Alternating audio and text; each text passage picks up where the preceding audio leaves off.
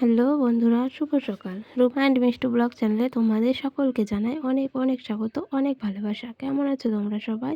আশা করছি যে যেখান থেকে আমার এই ব্লগটা দেখছো সবাই সুস্থ আছো, সবাই ভালো আছো। আমিও খুব ভালো আছি তোমাদের ভালোবাসা এবং আশীর্বাদে। তো চলো আজকে শুরু করছি আজকের একটা নতুন ব্লগ তোমাদেরকে সঙ্গে নিয়ে। তো নতুন আর পুরনোর কিছু নেই, আমাদের মতো গ্রামের বউদের কী বলো তো, প্রতিদিনের কাজগুলো কিন্তু একই কাজ। তো গ্রাম বলো বা শহর বলো, যে শহরের মানুষ যারা চাকরিজীবী বউ ঘরের আছে, তারাও কিন্তু সংসারের কাজগুলো সেরে তবেই কিন্তু চাকরি করতে যেতে হয়। আর যাদের জন্য বাড়িতে কাজের লোক থাকে তাদের ব্যাপারটা আলাদা। কিন্তু আমাদের মতো হাউসওয়াইফদের কিন্তু এগুলো মাস্ট, এগুলো করতেই হবে সকালে উঠে। তো ঘুম থেকে উঠে বিছানা কিন্তু সবাইকেই গুছোতে হয়। তো এটাই হচ্ছে সবথেকে বড় কাজ, আর এই কাজটা কিন্তু প্রত্যেক মেয়েকেই করতে হবে। তো যাই হোক, চলো বিয়ের পর বলো বা বিয়ের আগে বলো, বিয়ের আগেও অনেক মেয়েকেই হয় আর কি, বেশিরভাগ মেয়েদেরই। তো ঘুম থেকে ওঠার পর বিছানাটা একটু পরিপাটি করে রাখা।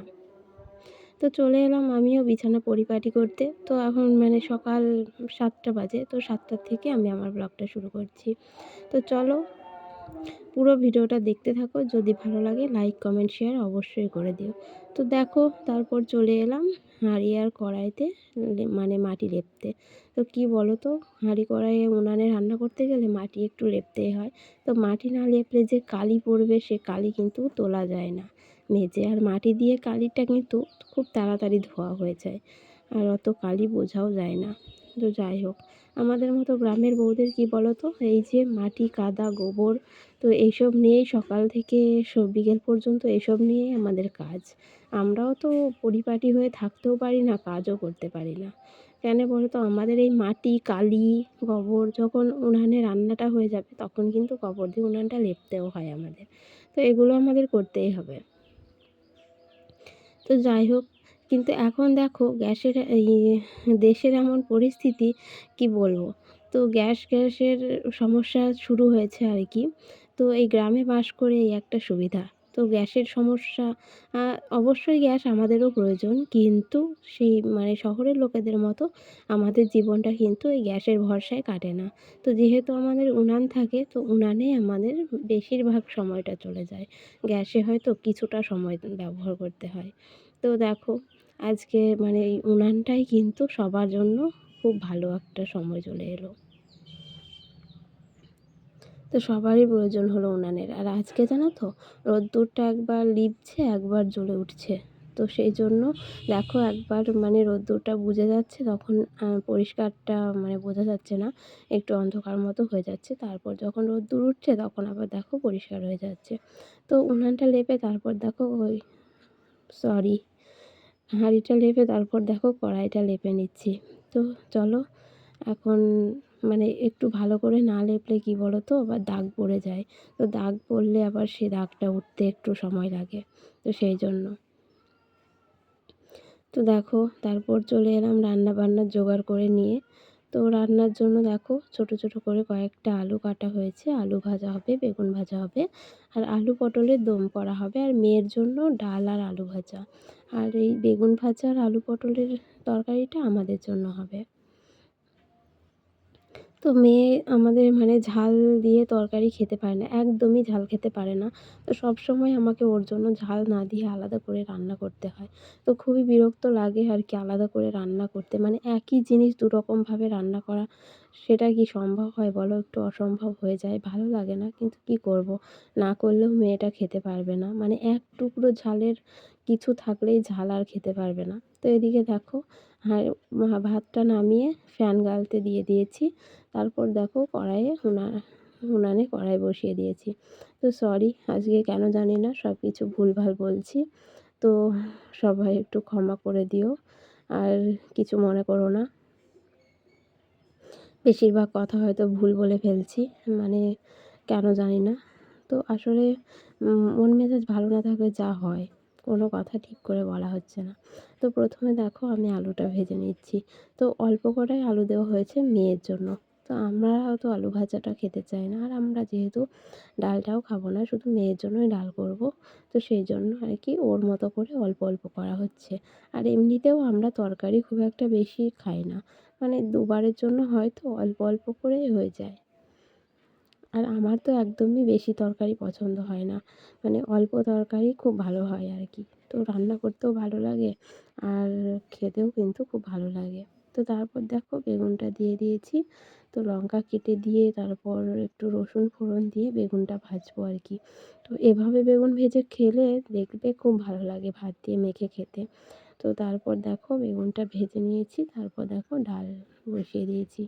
তো ডালটা একটু ফুটিয়ে তারপর নামিয়ে নেবো। তো মেয়ের জন্য দেখো এইটুকুই ডাল করা হচ্ছে।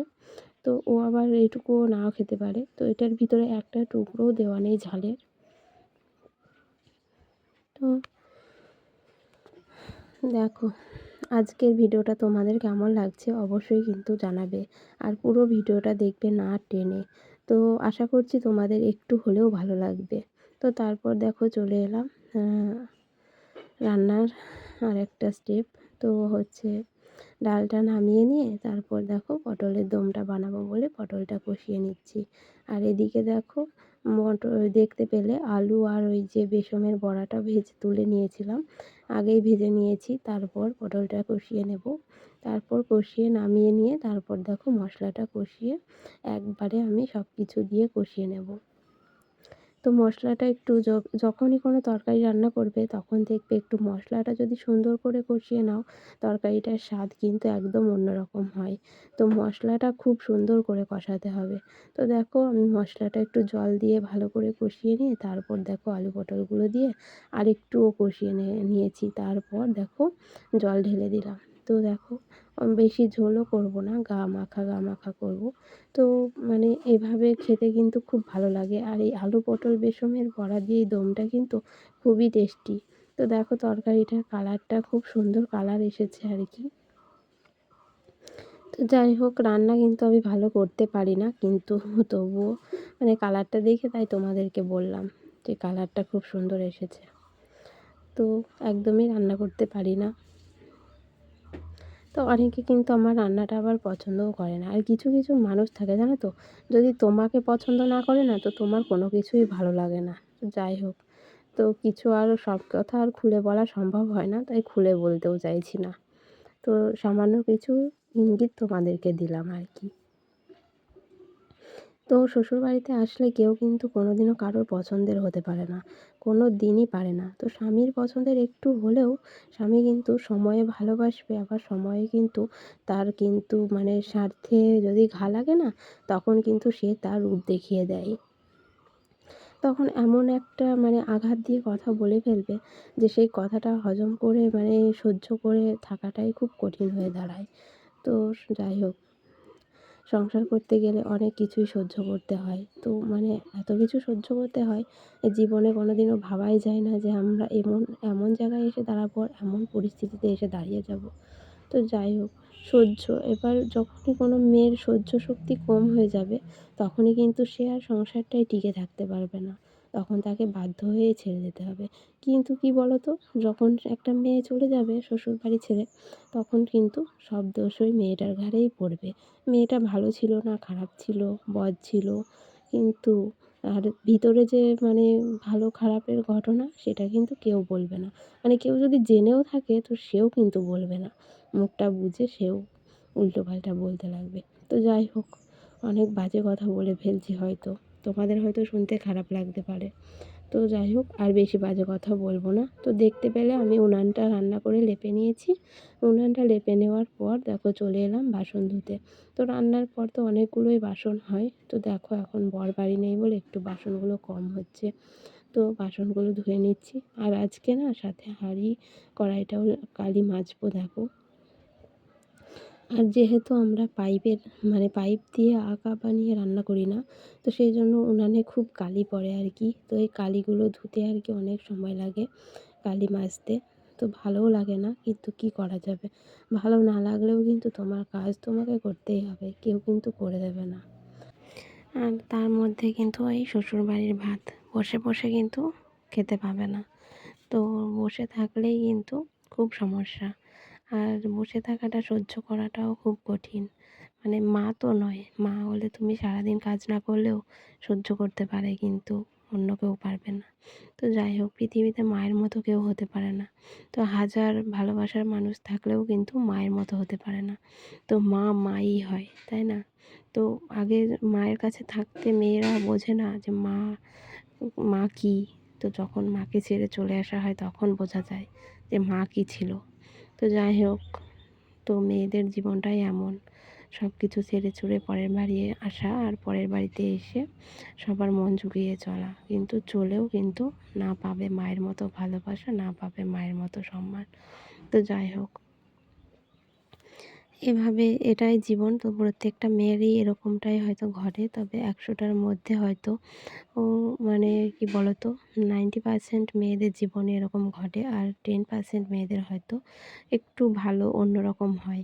তো তারপর দেখো, কড়াইটাও লেপে নিলাম। তো হাঁড়িটা মেজে কড়াইটাও মেজে নিলাম। তারপর দেখো কতগুলো কুল, তো যে শাশুড়ির বাড়িতে আর কি কুল হয়েছিল, তো সেই জেঠি শাশুড়ি আর কি কুলগুলো দিয়ে গেছে। আমাকে বলেছিল আনতে যেতে, কিন্তু আমি যাইনি। তো দেখো কি মোটা মোটা কুলগুলো, তো মিষ্টি কুল আর কি, নারকেল কুল। তো আজকের ভিডিওটা এই পর্যন্তই বন্ধুরা।